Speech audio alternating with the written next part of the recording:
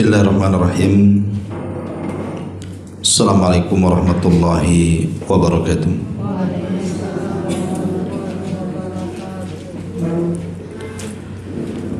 Alhamdulillah wassalatu wassalamu ala Rasulillah wa ala alihi wa sahbihi wa mawalah. Wa la hawla wa la quwwata illa billahi wa ba'du. Alhamdulillah, di siang hari ini kita bisa duduk kembali di saung Sunda Sawargi. Salawat dan juga salam kita hadiahkan kepada Rasul kita Nabi besar Muhammad sallallahu alaihi wa alihi wasallam. Pembahasan di siang hari ini berhubung kita masuk sekarang di hari ke-18 kalau tidak salah, berarti besok hari ke-19 Ramadan, dan hanya lewat selang satu hari kita masuk di 10 akhir Ramadan. Dan sering saya nasihatkan bahwa 10 akhir Ramadan adalah penentu dari seluruh ibadah yang kita lakukan selama bulan Ramadan. Dari sini ada kaidah para ulama, al-a'mal bi khawatimiha.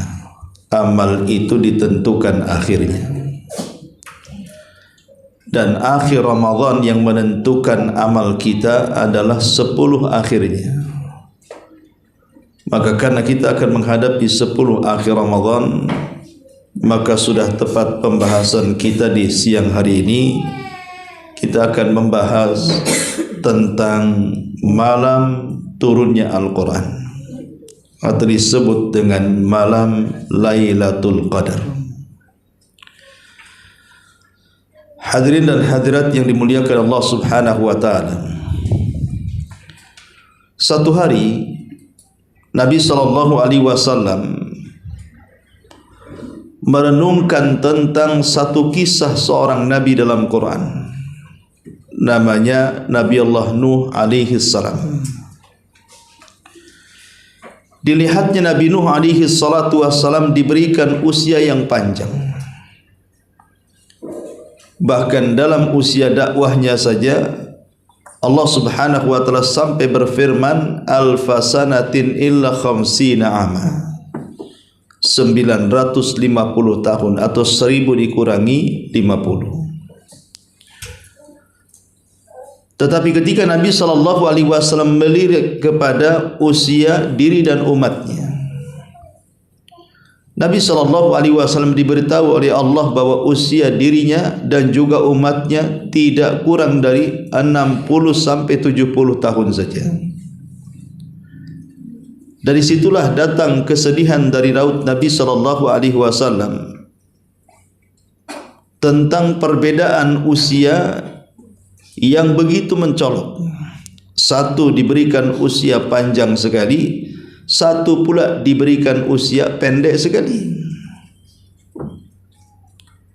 Logikanya adalah, kalau Allah Subhanahu wa ta'ala memberikan usia yang panjang seperti usia Nuh, usia dakwahnya saja 950 tahun, tentu usia yang panjang ini memungkinkan untuk memperbanyak amalan, dan memperbanyak amalan itu memungkinkan untuk mengumpulkan pahala.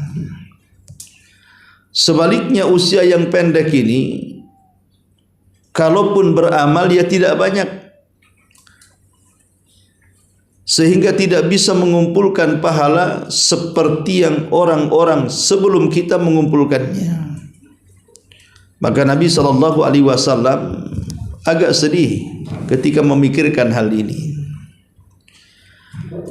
Lah saat itulah Jibril turun ingin menghibur Nabi SAW dan mengatakan, ya Muhammad, engkau tidak perlu sedih, karena dalam agamamu, agama Islam, ada satu malam yang bisa menjangkau umur dan usia umat yang panjang-panjang sekalipun.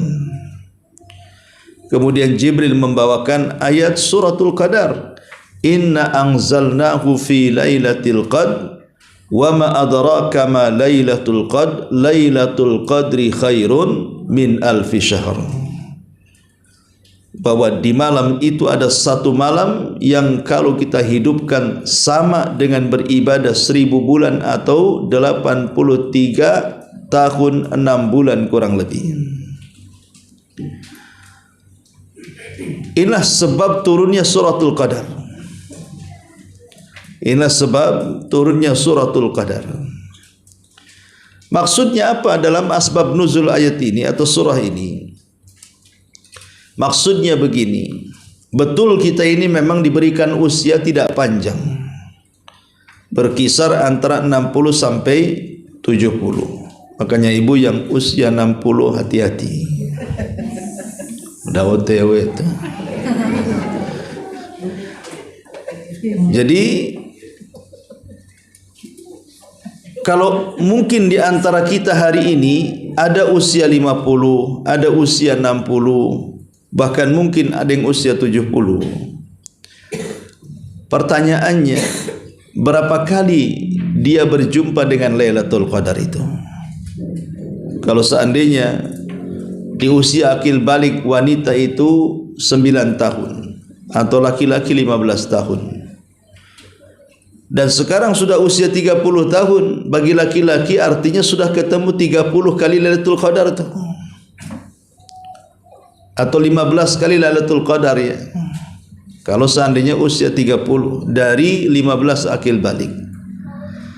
Lah 15 kali berjumpa dengan Lailatul Qadar itu, kalau seandainya kita kalikan, sekali berjumpa dengan Lailatul Qadar 1000 bulan. Kali saja 1000 bulan kali 15 kali. Maka seolah-olah usia kita menjangkau usia umat sebelum kita. Itulah bentuk rahmat dan juga karunia Allah Subhanahu wa taala yang Allah berikan kepada kita. Allah kasihan dengan kita, di mana Allah memberikan amalan-amalan ringan tapi memiliki pahala besar seperti malam Lailatul Qadar.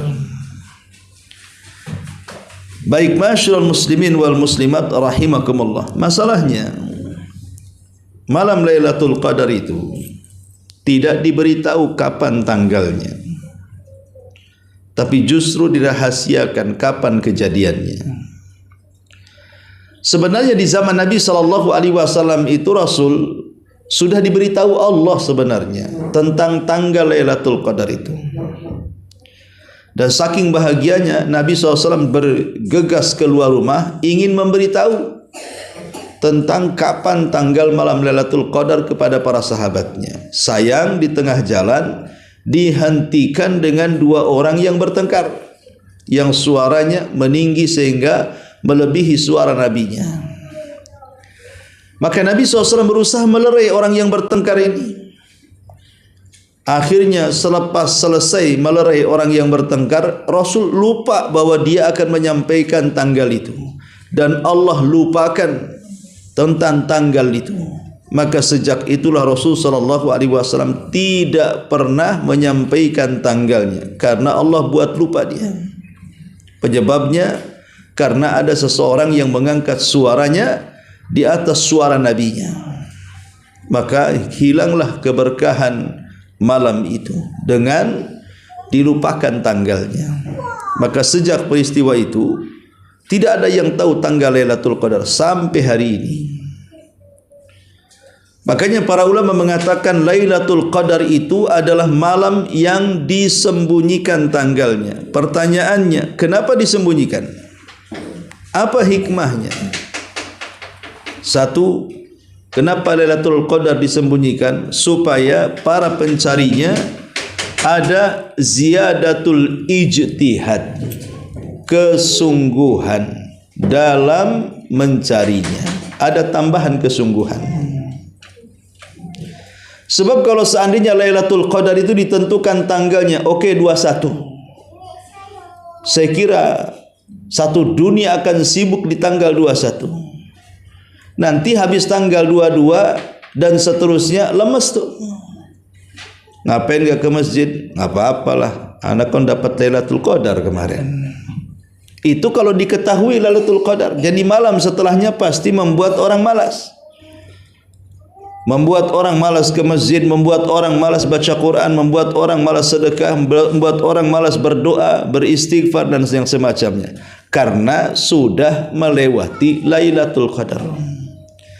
Tapi kalau Lailatul Qadar itu tidak diketahui kapan waktunya, 21 kah, 23 kah, 25 kah, 27 kah, 29 kah, kita tidak tahu. Apalagi para ulama kontemporer seperti Al-Imam Ibnu Utsaimin dan yang lainnya, bahwa Lailatul Qadar itu setiap tahunnya berpindah-pindah. Terkadang 21, terkadang 23, terkadang 25, terkadang 27. Lah karena tidak tahu tanggalnya dan berpindah-pindah waktunya, hikmahnya ziyadatul ijtihad. Yang pertama, ada penambahan kesungguhan untuk mencarinya. Ini yang pertama. Yang kedua, tamyizul jadina wa ghairal jadin. Membedakan orang yang sungguh-sungguh mencari dan orang yang tidak sungguh-sungguh mencari. Jadi dengan disamarkan tanggal Lailatul Qadar itu, nanti nampak tuh siapa yang betul-betul memburu Lailatul Qadar, siapa yang sama sekali tidak peduli dengan Lailatul Qadar. Dan itu kita saksikan kan gitu ya. Di masyarakat kita ini manusia terbelah menjadi dua. Ada yang betul-betul dia mencari betul Lailatul Qadar itu. 10 akhir Ramadan tidak tidur. Terus ngaji, ibadah, berdoa, macam-macam. Ya. Tapi ada yang enggak peduli. Justru malah terbalik, akhir Ramadan itu lebih malas dibandingkan awalnya. Awalnya, wow, kalau ke masjid sopnya pertama. 10 akhir Ramadan, kalau di sop terakhir masih mendingan, udah nggak ada di masjid. Kenapa? Karena sudah disibukkan dengan perkara-perkara menjelang Idul Fitri. Sibuk THR, macam kan gitu ya. Sibuk kue, sibuk toples, gitu. Sibuk ke pasar, ngadon, macam-macam lah, ganti gorden ya. Intinya bahwa 10 akhir Ramadan itu banyak orang yang kemudian terpikirkan itu bukan bagaimana caranya mendapatkan Lailatul Qadar, tapi jadi Lailatul Qadar itu gimana itu Qadar ya, mikir lebaran ya. Lah hal-hal yang seperti ini terjadi di masyarakat. Maka dengan tersembunyi nampak akhirnya kan mana yang betul-betul cari Lailatul Qadar, mana yang tidak. Ini yang kedua. Kemudian yang ketiga, tahaqquk al-musara'ah li tahqiqil ghayah. Bahwa dengan disembunyikannya Lailatul Qadar itu, nampaklah di antara kita al-musara'ah, berlomba-lomba mencari Lailatul Qadar. Karena disembunyikan, ya kita harus berlomba-lomba. Makanya kita lihat orang-orang para pemburu Lailatul Qadar itu macam-macam ya. Kalau kita melihat di masjid-masjid yang sedang i'tikaf itu, ada yang kemudian menghabiskan seluruh waktunya baca Quran, ada yang menghabiskan seluruh waktunya untuk qiyamul lail, ada yang menghabiskan waktunya untuk berdoa dan istighfar, macam-macam, karena ingin mendapatkan Lailatul Qadar itu. Dan yang terakhir, ta'addud at-ta'at, dengan tidak diberitahu kapan tanggal Lailatul Qadar, maka terjadi ta'addud at-ta'at, bahwa manusia akan mencari dengan berbagai macam jenis ibadah. Umpamanya seseorang malas atau sudah lemas solat, ganti baca Quran. Oh, sudah lemas juga baca Quran, ganti istighfar. Sudah lemas zikir, ganti sedekah, dan begitu seterusnya. Jadi namanya ta'addudut ta'at. Karena manusia itu kadang-kadang yang Kegemarannya kan beda-beda. Kadang dia gemar solat, ya solat saja. Gemar baca Quran, ya baca Quran saja. Dan begitu seterusnya. Maka di malam itu karena Lailatul Qadar disembunyikan, maka kita bisa kemudian melakukan banyak ibadah di malam itu. Supaya bagian-bagian ibadah itu ada yang dilakukan di malam Lailatul Qadar. Yang sering saya katakan, umpamanya ada bagian sedekahnya, ada bagian solatnya, ada bagian zikirnya, ada bagian istighfarnya, dan begitu seterusnya. Intinya bahwa disembunyikan Lailatul Qadar, ulama sampai menyamakan dengan mustajab doa di hari Jumat. Kan orang yang berdoa itu di hari Jumat, ada satu waktu di hari Jumat itu kalau kita berdoa pasti mustajab. Masalahnya waktunya tidak diberitahu kapan. Lah Lailatul Qadar juga sama. Sehingga akhirnya terjadi polemik perselisihan. Ada yang mengatakan istijabah doanya di hari Jumat itu adalah setelah subuh. Ada yang mengatakan di antara dua khutbah.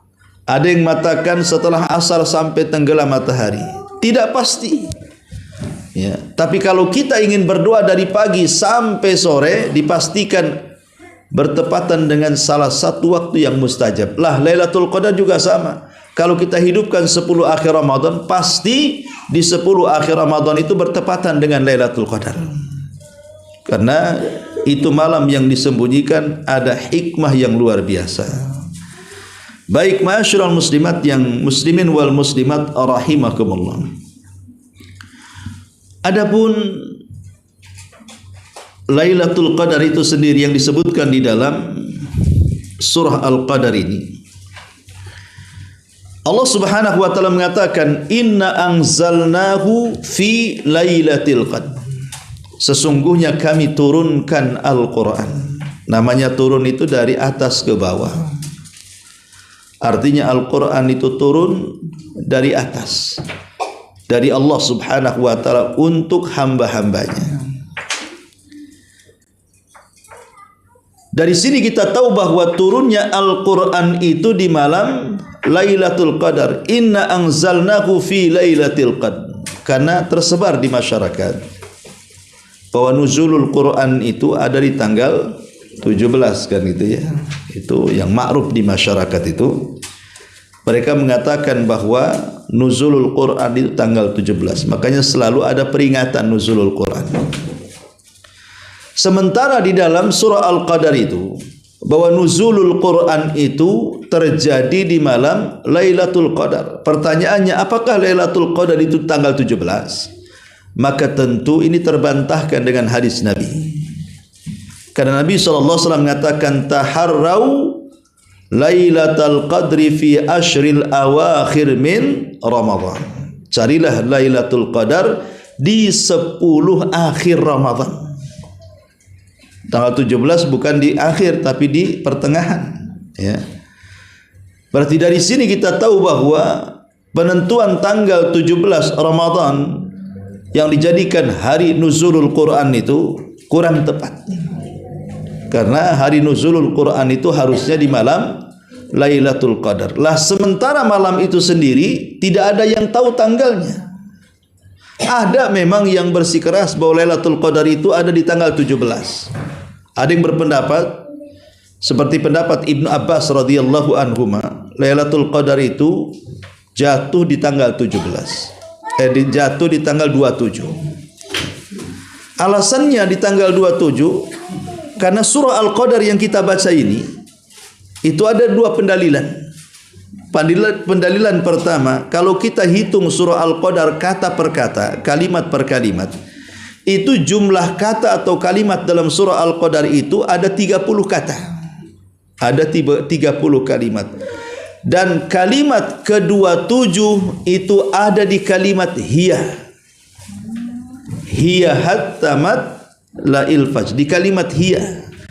Dan hiya itu maksudnya Lailatul Qadar.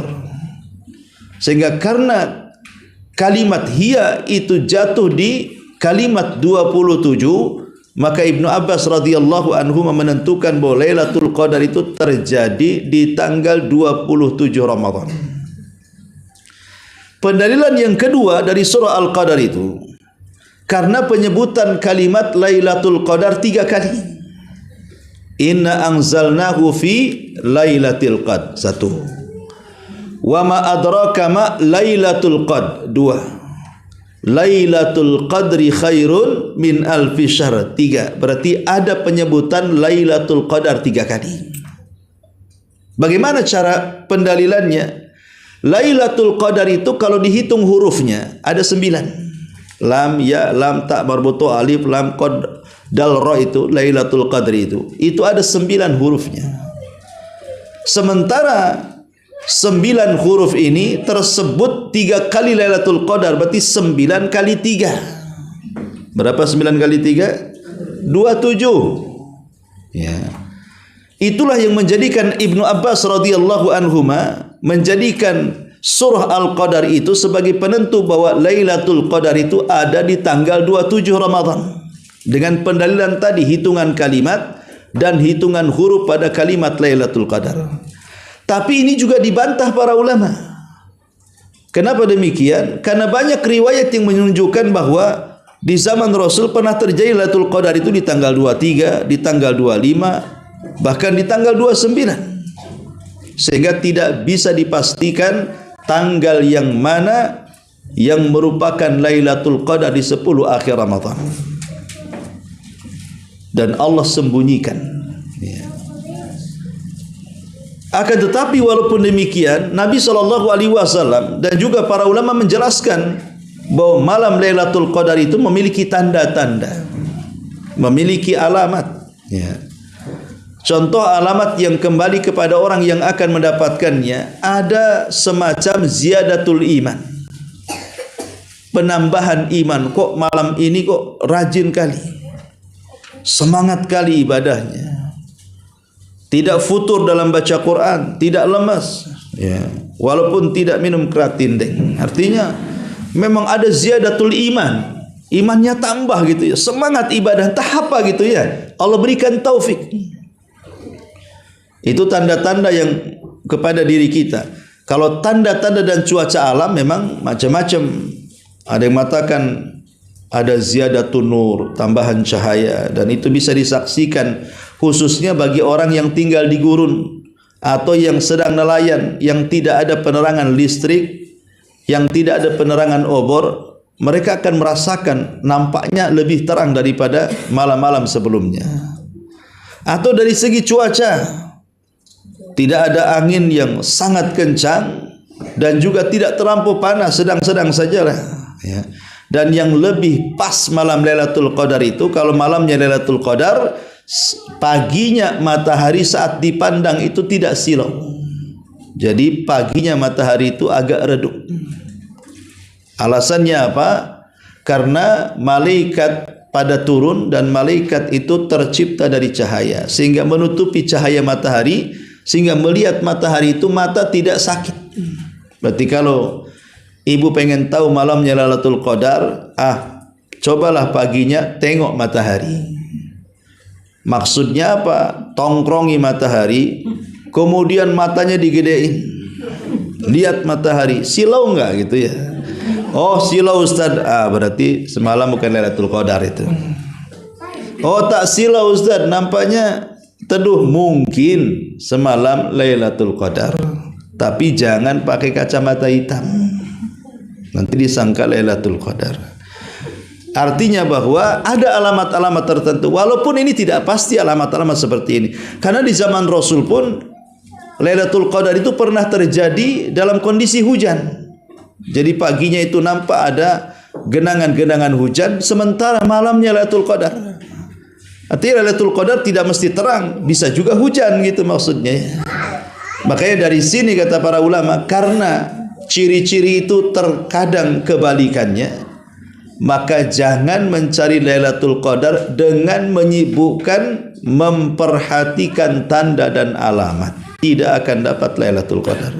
Kata Ustaz, Lailatul Qadar terang, ditongkrongilah langit itu terang ke hari ini sampai malam. Enggak baca Quran, tengok langit saja. Itu. Karena kata Ustaz terang gitu ya. Padahal kan walaupun gelap, dunia ini dah banyak listrik. Ya. Kalau zaman dulu ya lah nggak ada lampu terang gitu ya, sehingga bisa membedakan mana tambahan cahaya mana tidak. Sekarang nggak bisa, gerhana saja kita tidak bisa bedakan sekarang ini karena memang sudah terang dengan lampu-lampu jalan dan begitu seterusnya. Intinya bahwa jangan mencari Lailatul Qadar dengan menyibukkan mencari alamat-alamatnya.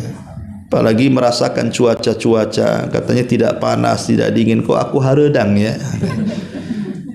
Ya mungkin belum mandi dia. Ya. Kok aku demam? Iyalah lagi sakit. Ya.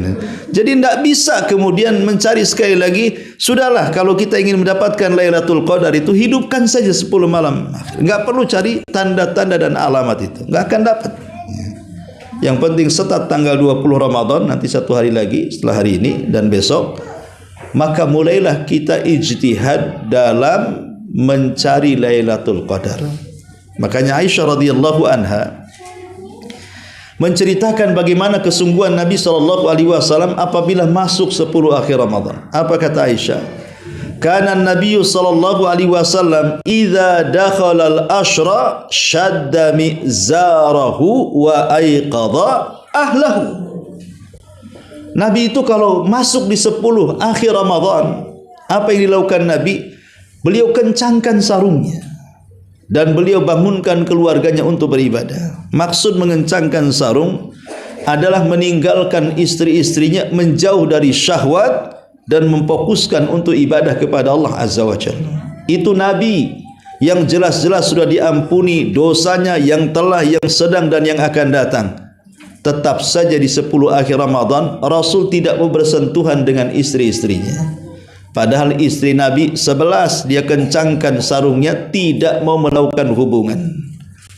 Sementara kadang kita ini istri satu bukan dikencangkan, dilonggar-longgarkan pula itu sarung ya. Artinya bahwa kadang-kadang kita ini tidak tahu ini malam Lailatul Qadar, ini tidak. Lah kalau Nabi sudah mencontohkan saja seperti itu, kenapa kita tidak mengikuti Nabi? Betul hanya 10 hari saja kok dalam setahun, tidak lama tuh. Lah dari sini penting kita memperhatikan malam Lailatul Qadar yang dicontohkan Nabi SAW dan juga para sahabatnya. Bagaimana mereka memburu Lailatul Qadar dengan i'tikaf dan menghabiskan waktu mereka untuk beribadah kepada Allah Azza wa Jalla. Baik, ma'asyiral muslimin wal muslimat rahimani wa rahimakumullah. Di dalam surah Al-Qadar, Allah Subhanahu wa taala menyebutkan beberapa keutamaan. Baik, pertama bahwa malam Lailatul Qadar itu yang disebutkan dalam surah Al-Qadar khairun min alfi syahrin. Satu malam yang kita peroleh itu lebih baik daripada 1000 bulan. Maksudnya satu malam yang kita peroleh dengan ibadah, dengan solat, dengan baca Quran, dengan sedekah, dengan istighfar, dengan zikir itu sama dan sebanding dengan ibadah 83 tahun kurang lebih. Jadi kalau seandainya Allah takdirkan di malam itu kita 1 jam baca Quran, dapatlah mungkin 5 lembar, setengah juz ya. Dan bertepatan dengan Lailatul Qadar, maka seolah-olah kita membaca 5 lembar setiap hari selama 83 tahun lamanya. Pertanyaannya, berapa pahala yang ia dapat? Toh 1 huruf saja 10 pahala. Kan 1 huruf 10 pahala baca Quran itu. Man qara'a harfan min kitabillah falahul hasanatu wal hasanatu bi asyri amsalihha. Siapa yang membaca 1 huruf dalam Al-Quran, dia mendapatkan 10 kali lipat pahala. Kalau 1 tongkrongan atau 1 duduk pamannya bisa 1 jam atau 2 jam bisa membaca 5 lembar. Berapa huruf tu dalam 5 lembar itu? Kali 83 tahun kita membaca 5 lembar setiap malam. Berarti dalam catatan amalan kita itu kita banyak membaca Quran. Itu kalau 1 jam saja kita baca Quran. Macam mana kalau 2 jam, 3 jam? Macam mana kalau sampai berjuz-juz yang kita baca? Berapa banyak lagi pahala yang kita akan simpan di catatan amal kita? Itu contoh baca Quran. Atau contoh malam itu kita gunakan untuk sedekah. Karena bagaimanapun sedekah di malam akhir Ramadan itu paling afdal. Aisyah radhiyallahu anha mengatakan, "Kana Nabi sallallahu alaihi wasallam ajwadun nas wa ajwadu ma yakunu fi Ramadan hina yalqahu Jibril." Jadi Aisyah itu menceritakan Nabi itu paling dermawan. Sangat-sangat dermawan. Rasul itu kalau ada yang meminta maka pantang untuk tidak diberi kalau dia punya. Contoh mamanya, Nabi pernah berjalan, tiba-tiba ditarik serbannya dari belakang sampai nyekik lehernya. Karena Nabi SAW merasa ditarik dari belakang sampai nyekik lehernya, Rasul melirik ke belakang, siapa yang berani menarik serban sampai menyekik lehernya ini? Rupanya yang menarik itu Badui. Maklum Badui tidak sekolah, begitu kurang adab ya. Makanya kalau kurang adab Badui ya, nggak sekolah tuh. Jadi Nabi SAW melirik kepada si Badui itu dan bertanya, ada apa dengan kamu menarik-narik serbanku? Maka sang Badui mengatakan, i'tini min malillahi alladhi yu'tik. Berikan kepadaku dari harta yang Allah berikan kepadamu. Berikan kepadaku dari harta yang Allah telah berikan kepadamu. Rupanya dia pengemis, meminta harta kepada Rasul, tapi caranya kurang sopan. Bahkan bahasanya pun tidak baik. Coba berikan harta yang telah Allah berikan semuanya kepadamu. Kira-kira kalau ada pengemis datang ke ibu, bu, ngomong gitu, berikan harta yang Allah telah berikan kepada ibu kepada saya. Loh, kan hartanya banyak, ada rumah, ada kendaraan, ada ini, ada itu. Mungkin ibu bilang ini orang gila ini kan itu. Tapi Nabi SAW tidak menganggap dia gila. Justru Rasul mengatakan, kalau begitu ikut saya. Diajaknya ke lembah. Dan Rasul baru mendapatkan harta ghanimah perang berupa kambing-kambing yang banyak satu lembah. Rasul hanya mengatakan, ambillah itu semua untukmu. Orang ini mengatakan, atas tahziuni, apakah kau mengejek aku? Tidak, ambil. Maka kemudian setelah diambil, dibawa ke kaumnya, dia pun berceramah di hadapan kaumnya dan mengatakan, ji'tu min indi khairin nas. Sungguh aku telah menemui manusia terbaik di permukaan bumi. Aslamtu wa aslimu. Aku telah masuk Islam, maka masuklah kalian ke dalam Islam. Oh, gara-gara dikasih harta, dikasih kambing, jadi dai di kampungnya tuh. Ajak orang masuk Islam. Ya. Nah, ini contoh kedermawanan Rasul. Ini di hari-hari biasa di luar Ramadan. Tapi di dalam Ramadan, kata Aisyah, dia lebih dermawan lagi, terutama saat bulan Ramadan, saat berjumpa dengan Jibril. Lah pertanyaannya, kapan Jibril berjumpa dengan Rasul? Sebagian ulama berpendapat, Jibril menemui Rasul itu di 10 akhir Ramadan. Disitulah terjadi tadarus antara Rasul dan Jibril. Disitulah Rasul memperbanyak sedekah dan menjadi orang paling dermawan di malam itu. Maka dari sini bahwa sedekah di malam Lailatul Qadar itu sangat istimewa. Apalagi ada hadis yang umum mengatakan, afdhalus sadaqah sadaqatun fi Ramadan. Seutama-utama sedekahlah sedekah di bulan Ramadan. Coba bayangkan kalau seandainya di malam Lailatul Qadar itu kita bersedekah, tidak banyaklah 100 juta. Oh banyak ya, 1 juta masih juga banyak. Ya sudah 10.000 lah. Anggaplah 10.000.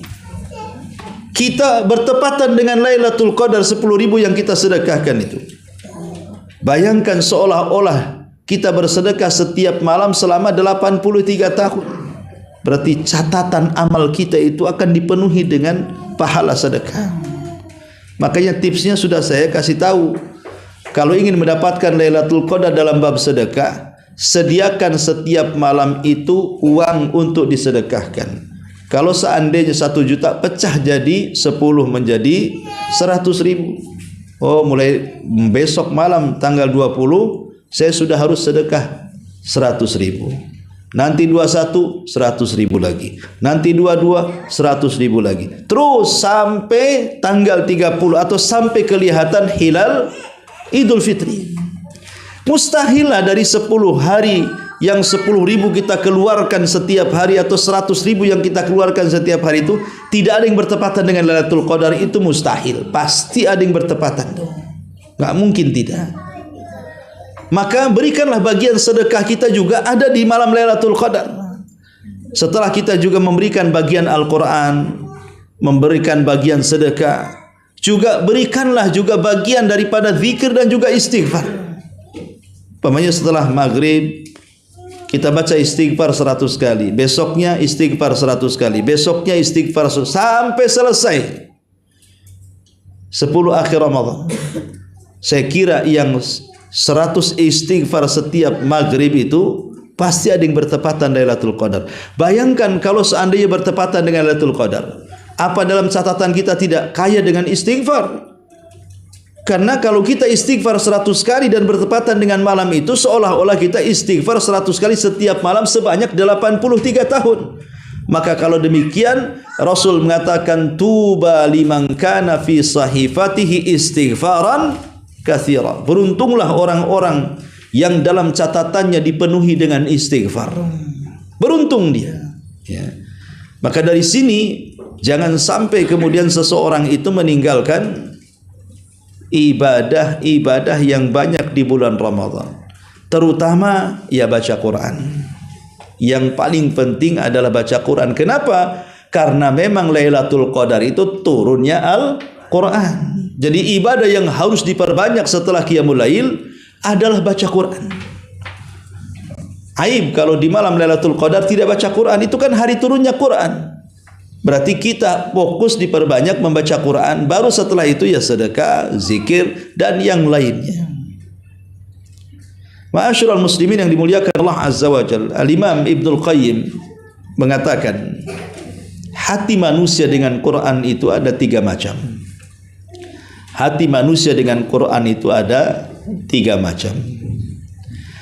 Yang pertama, qalbun salim, hati yang selamat dengan Al-Quran. Alamatnya apa? Saat dia membaca Al-Quran terasa khusyuk. Saat mendengarkan Al-Quran terasa takut, terasa harap, terasa khusyuk. Pokoknya ketika dia membaca atau mendengar Quran itu betul-betul ada perasaan lain, terkesan dan juga ada pengaruh dari Quran kepada hati kita. Ketika melintasi ayat-ayat azab, takut, dia berlindung kepada Allah.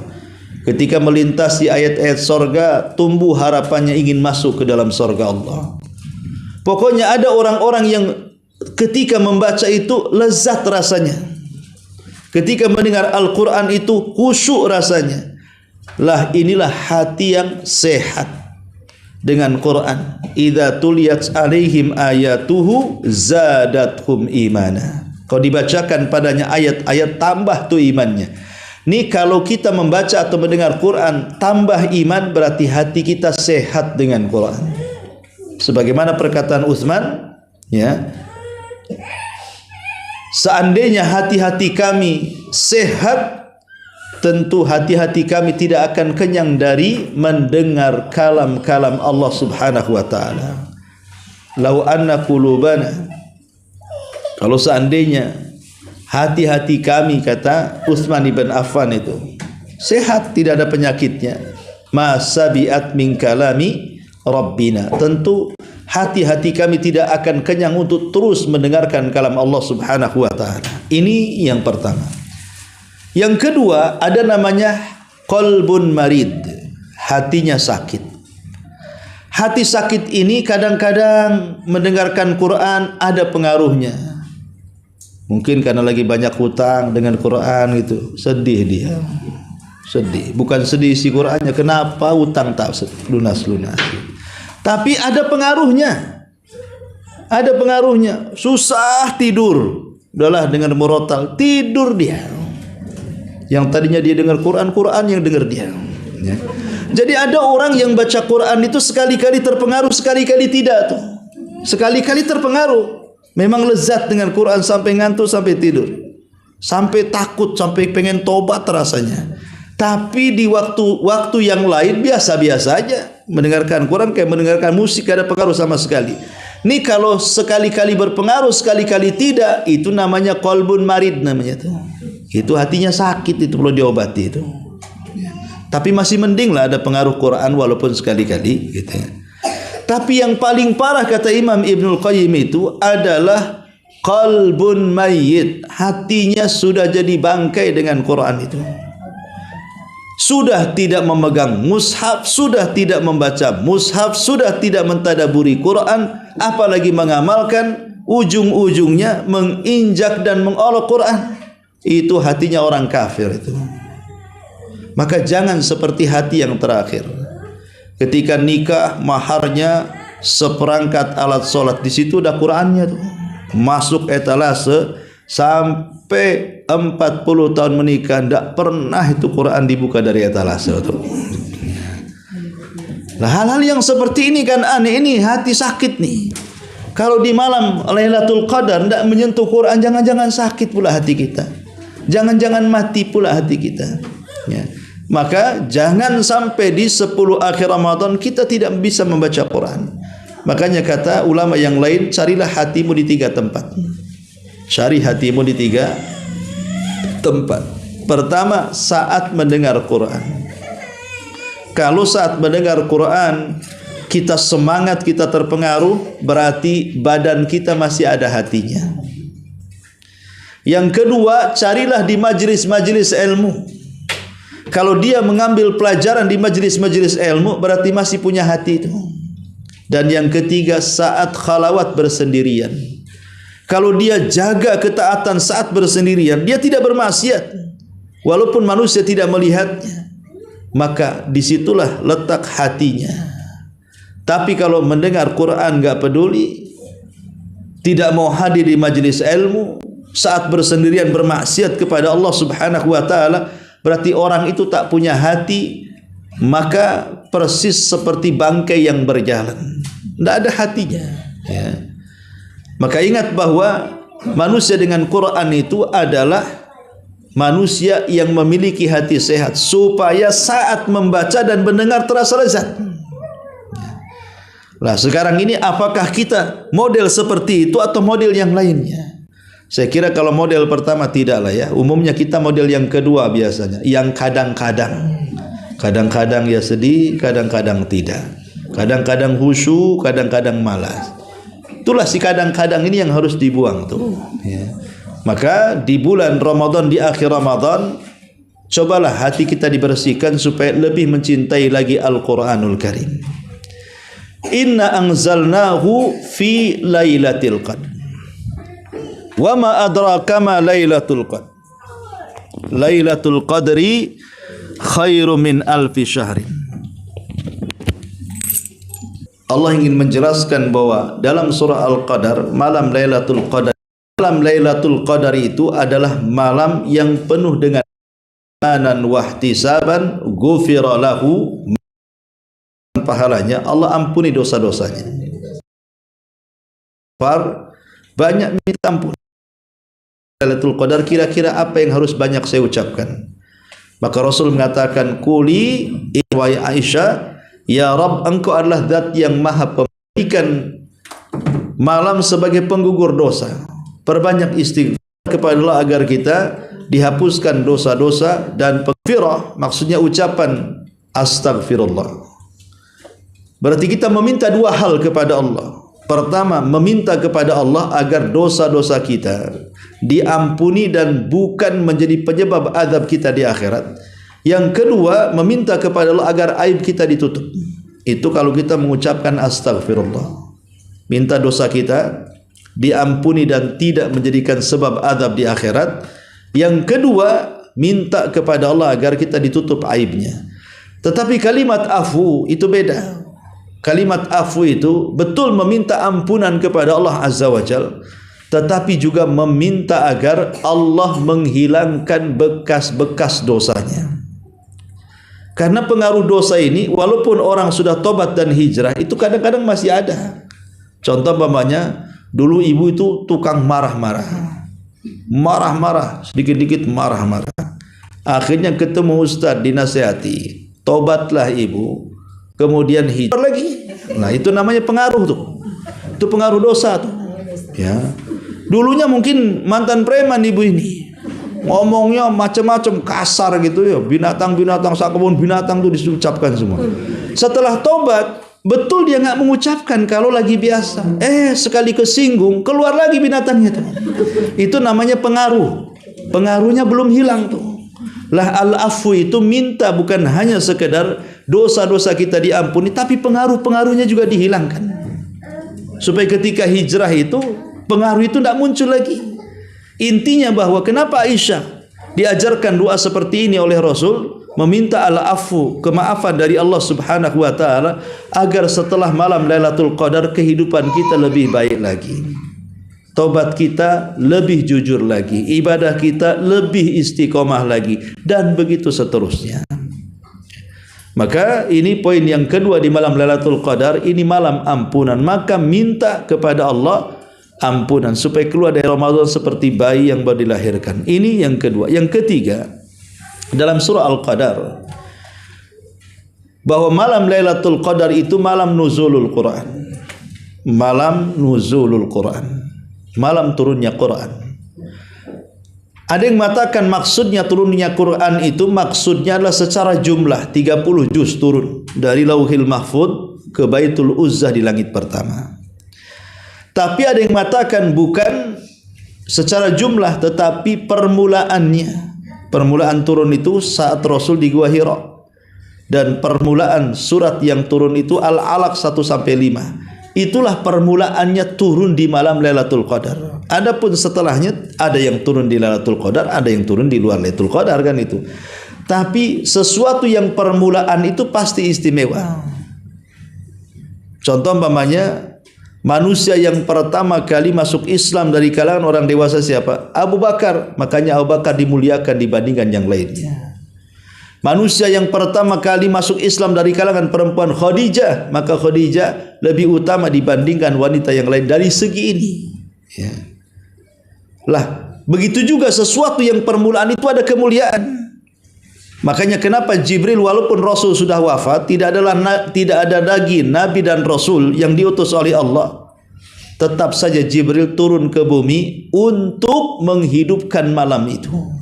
Setiap tahunnya sekali Jibril turun ke bumi, walaupun Nabi sudah meninggal. Sampai hari ini Jibril selalu turun di 10 akhir Ramadan, di malam Lailatul Qadar, untuk menghidupkan malam turunnya Quran. Makanya Allah mengatakan tanazzalul malaikatu waruh. Ruh di sini Jibril artinya.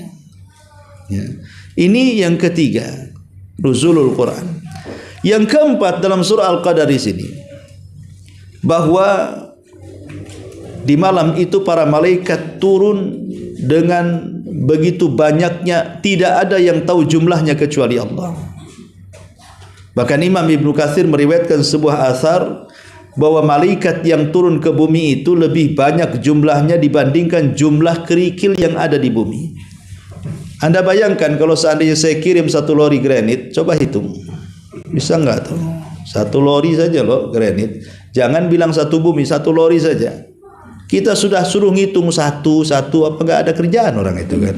Nggak akan kehitung. Berapa lama dia akan menghitung koral 1 granit itu? Lah malaikat yang turun ke bumi itu lebih banyak dibandingkan jumlah batu kerikil, batu granit. Berarti malam itu dipenuhi dan disesaki dengan malaikat berarti. Ya, malam itu adalah malam para malaikat turun ke bumi dan menyesakkan bumi, dipimpin langsung oleh Jibril.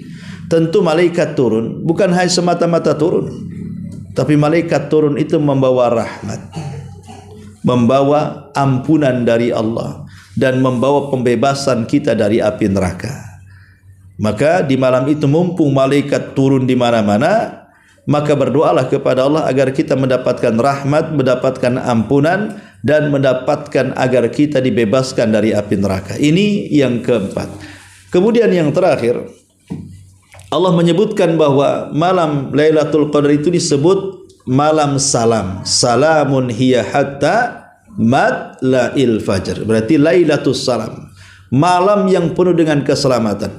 Maksudnya apa malam yang penuh keselamatan? Sebagian ahli tafsir mengatakan, kalau seandainya malam itu ibu satu kandang dengan macan, ataupun satu rumah dengan buaya darat, atau mungkin ibu ditempatkan satu tempat dengan ular piton, itu bertepatan dengan malam Lailatul Qadar, itu binatang-binatang dia tidak akan menerkam kita, tidak akan memangsa kita, boleh jadi kawan salaman dengan kita, karena malam itu malam salam. Jadi malam Lailatul Qadar itu maksudnya selamat dari apa? Buas-buasnya binatang di malam Lailatul Qadar tidak mungkin memangsa manusia, walaupun satu kandang, walaupun satu tempat, satu rumah. Kenapa? Karena malam itu Lailatul Salam. Tapi jangan dicoba. Takutnya pas dicoba malam itu bukan Lailatul Qadar, masuk ke perut piton. Nah, ini kan repot. Ya. Ini contoh Lailatul Salam. Ya. Ada yang mengatakan Lailatul Salam, malam itu malam keselamatan, maksudnya adalah selamat min kulli afatin wasyarr. Jadi malam itu Allah akan meliputi bumi dengan keselamatan, tidak ada wabah, tidak ada bala, tidak ada penyakit, tidak ada keburukan. Orang yang hendak berbuat buruk kepada kita tidak mempan. Orang yang akan menyihir kita tidak akan mempan. Orang-orang yang akan mengambil harta benda kita, merampok, mencuri tidak akan bisa. Karena malam itu Allah jaga penuh dengan keselamatan. Lailatul Salam. Ada juga maksudnya Lailatul Salam di sini, malam itu tidak ada setan yang bergerak. Kalau di malam hari yang lainnya setan bergerak walaupun di borgol.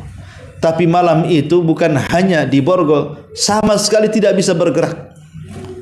Merasa terpenjara. Kenapa? Karena di mana-mana ada malaikat ketakutan mereka bersembunyi. Sehingga malam itu betul-betul selamat dari gangguan setan. Makanya wajar kalau orang yang mendapatkan malam itu ada tambahan iman, karena setannya saja enggak bergerak. Macam mana akan menggoda kita? Apalagi di borgol di bulan Ramadan. Ya, tapi masih juga walaupun tidak ada setan, ada orang-orang yang masih melakukan kemaksiatan di 10 akhir Ramadan. Berarti kan dia setannya.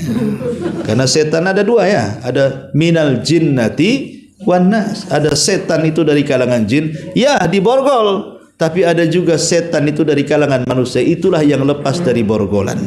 Nah, itulah orang-orang yang kemudian tidak memuliakan Lailatul Qadar. Jangan jadi setan di malam Lailatul Qadar. Ini diantara khulasah ataupun singkatnya penjelasan suratul Qadar. Adapun amalan-amalan tentu di 10 akhir Ramadan sudah saya jelaskan ya. Jaga solat 5 waktu, itu yang penting. Kadang-kadang ada perkara-perkara yang menjadikan kita ini tidak menghargai dan memuliakan solat 5 waktu. Seperti contohnya acara apa? Acara bukber. Bukber ya, apa? Bukber itu ya, buka bareng-bareng katanya. Bagus ya acaranya. Buka bareng-bareng.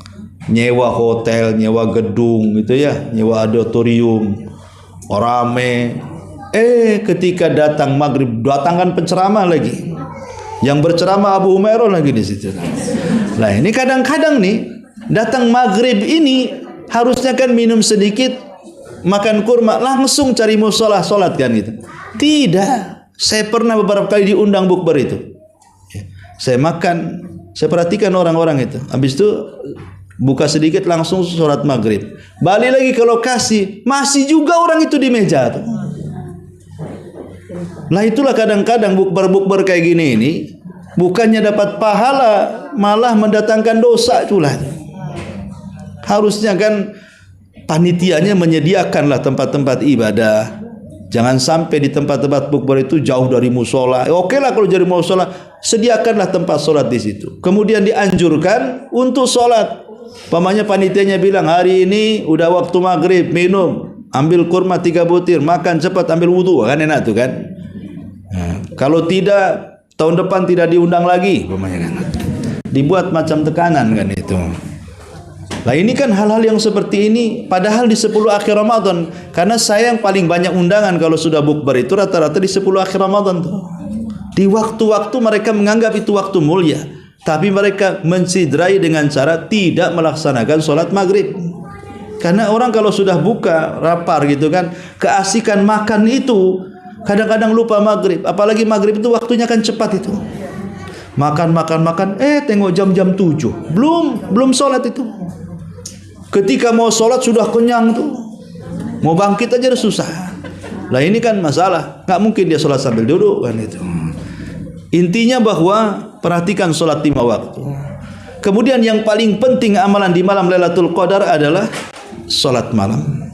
Maksudnya apa? Sholat tarawih dan juga tahajud. Karena hadisnya mengatakan man qama Ramadan. Siapa yang berdiri? Ada yang mengatakan berdiri di sini maksudnya sholat tarawih. Ada yang mengatakan tahajud. Ya. Jadi gunakan malam itu memperbanyak tahajud. Sholatul laili mathna. Sholat malam itu 2 rakaat salam, 2 rakaat salam, tanpa dihitung berapa jumlahnya. Kemudian juga setelah itu baru baca Quran. Baca Quran setelah qiyamul lail, maka hal yang ketiga yang diperhatikan adalah membaca Quran.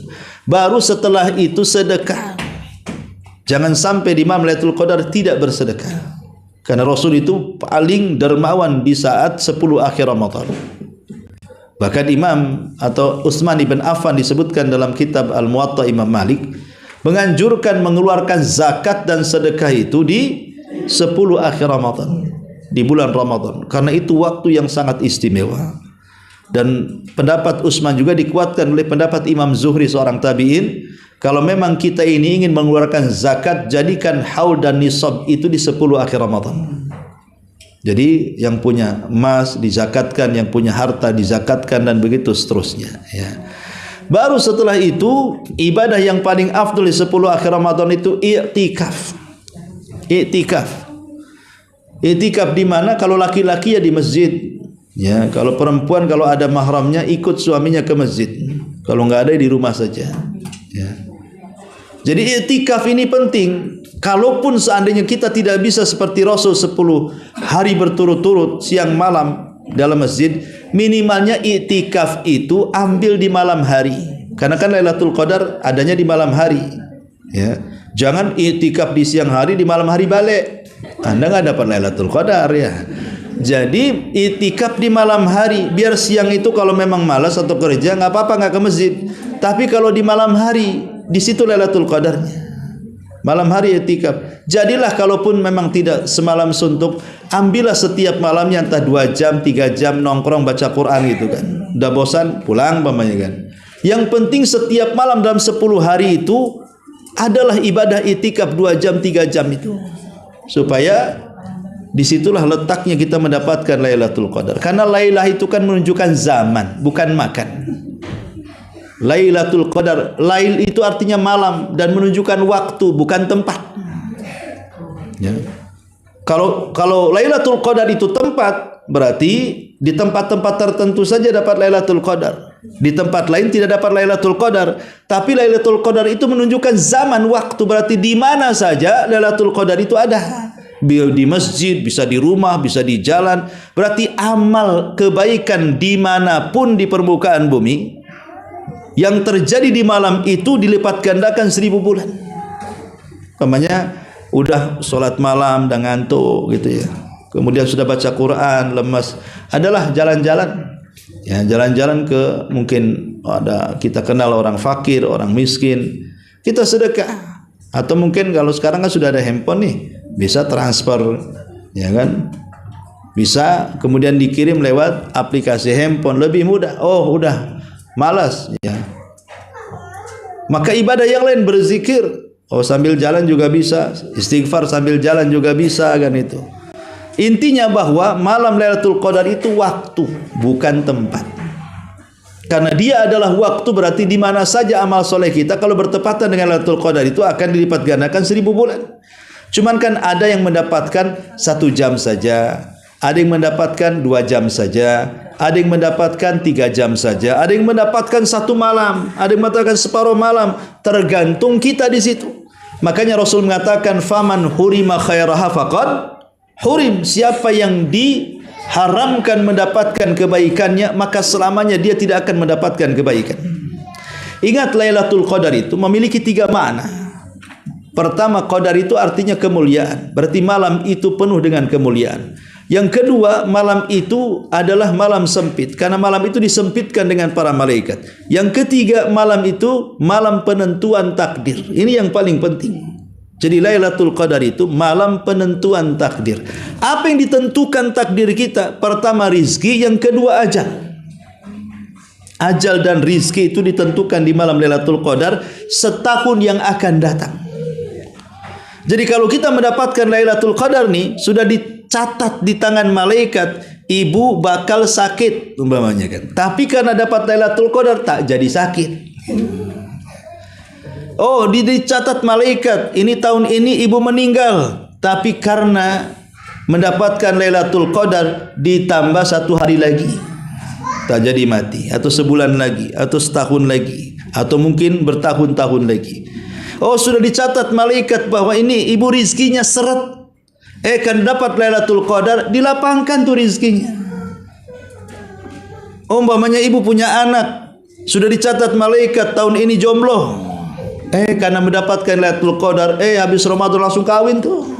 Ya. Contoh bahwa takdir setahun yang akan datang itu ditentukan di malam Lailatul Qadar. Makanya rugi takdir 12 bulan ditentukan di 10 akhir Ramadan, tiba-tiba kita lewatkan begitu saja. Minimalnya kalaupun takdir kita mati umpamanya kan di tahun depan, tapi karena mendapatkan Lailatul Qadar, Allah takdirkan kita meninggal husnul khatimah. Itu yang kita inginkan. Ya. Intinya bahwa Lailatul Qadar itu malam yang sangat istimewa, jangan sia-siakan, dan tinggal 1 hari lagi.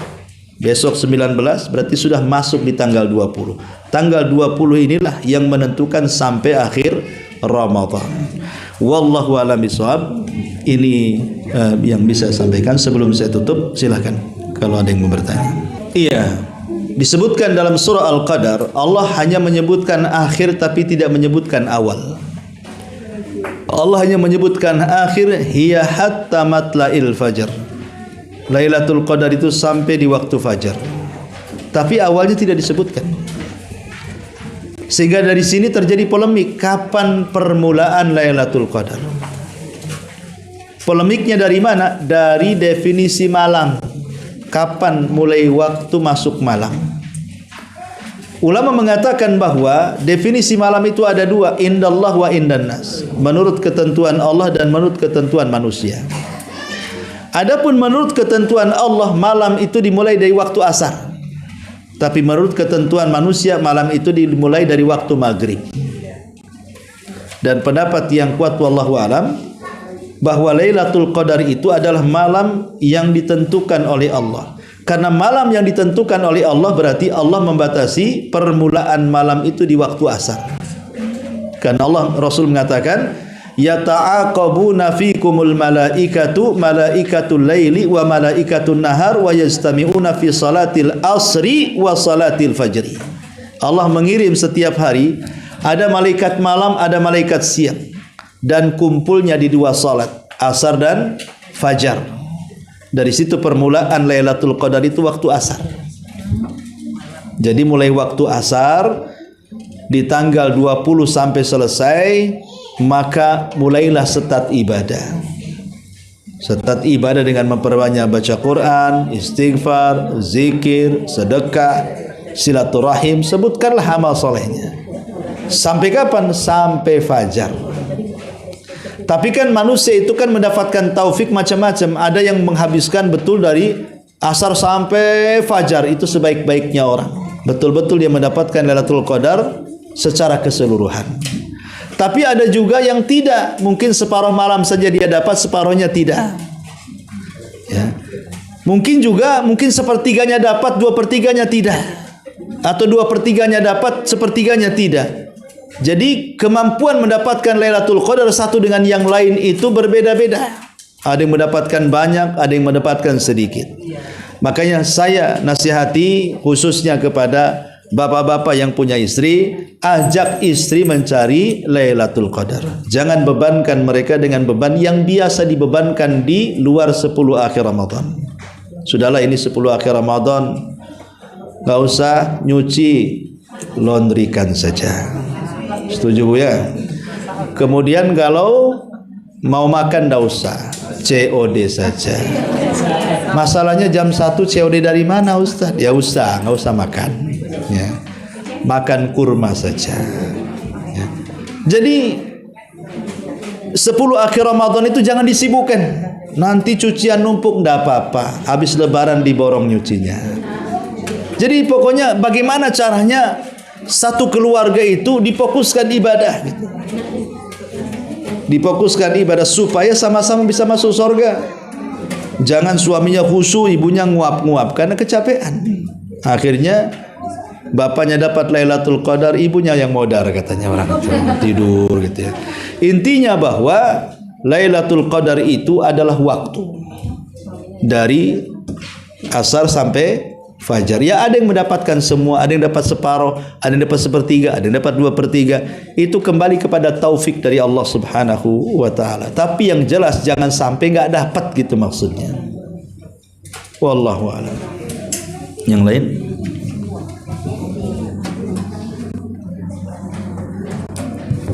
Baik, enggak ada, kita tutup.